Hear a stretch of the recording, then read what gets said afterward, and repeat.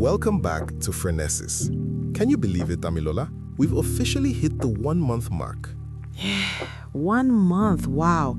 It feels like just yesterday we were staring into the magic mirror, just trying to figure out if the AI was actually looking back at us. Exactly. But we've come a long way. We met our super fast intern in week 2, and last week we finally picked up the language stone, realizing we don't need to speak code, we just need to speak our truth. Right, but I'll be honest, Goodluck. Even with the language stone, sometimes the intern is a bit, dense. I asked it for a workout plan yesterday and it gave me something so generic I actually yawned halfway through. It felt very robotic. That's because you're missing the final piece of the puzzle. Today, we're fixing that. We're moving from getting math out of AI to getting magic. We're talking about the recipe for magic. The recipe for magic? Is this where you tell me I need to go out and buy a wand? Not a wand, no. Just a better description. Think of it like the story of the apprentice and the frogs. Once upon a time, there was a young apprentice named, let's call him Tunde. Poor Tunde. Why is it always some guy getting into trouble in these stories? Because that's how we learn. Anyway, the master is away, and Tunde wants a pet to keep the tower lively because he is bored. He opens the big spell book, waves his hand, and shouts, "Give me a pet." Simple enough. What happened? Poof? Poof. But the room wasn't filled with a puppy. It was filled with 50 fat, noisy, green frogs. Hopping in the soup, croaking on the bookshelves, total chaos. Technically, a frog is a pet. Exactly. The spell worked literally, but not intentionally. So, the next day, after mopping up all that frog slime, Tunde tries again. This time, he closes his eyes and says, "I want a pet that is small, has golden fur, is very quiet, and likes to sleep on my lap." Let me guess. Flash. A golden puppy. A tiny golden puppy. See, the magic wasn't in the wand, Damilola. It was in the description. If you ask for food, you might get a dry cracker. But if you ask for a steaming hot bowl of jollof with grilled chicken... now you're talking. You get a feast. Okay, so I've been giving the AI dry crackers because my descriptions are lazy. How do I actually cook the feast? You use the 3 ingredients of the magic recipe: role, task, and context. Okay, walk me through it. First, the role. That's the who. Tell the AI who it should be. Don't just say write. Say, act as a professional interior designer, or you are a world-class storyteller.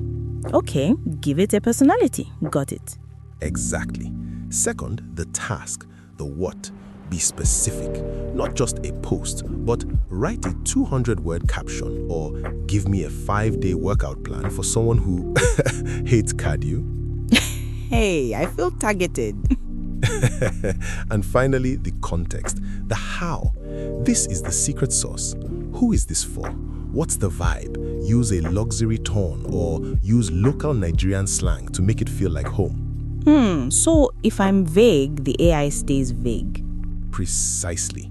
Phronesis is about precision. AI is the only tool in history that actually gets smarter the more you explain yourself. Okay, I've got my phone out. I'm looking at the magic mirror right now. Let's cook. Let's do it. First, the boring way. Type, "Give me an idea for a business." Okay, done. And it says open a laundry shop, start a blog, or freelance writing. It's fine, but yeah, it's a frog. Total frog. Now, let's use our ingredients. Type this. Act as a business consultant who knows the Nigerian market. I want you to give me 3 unique business ideas. The ideas should be for someone who loves interior design, has only 50,000 naira to start, and wants to work from home. Okay, wow, now we're talking. It's suggesting a virtual room styling service and selling hand-painted plant pots online. It even mentioned sourcing the pots locally to keep costs under 50K. That's the feast. And you can keep refining the flavor. Just talk back to it. Tell it, "I like the plant pot idea. Now, write me a 30-second script for a video to sell these pots to luxury homeowners in Ikoyi." Okay, it's actually writing the script. It even included background music suggestions. In under 3 minutes, I went from laundry shop to a full business plan. That is the power of the recipe, Damilola. As we wrap up our first month, remember this.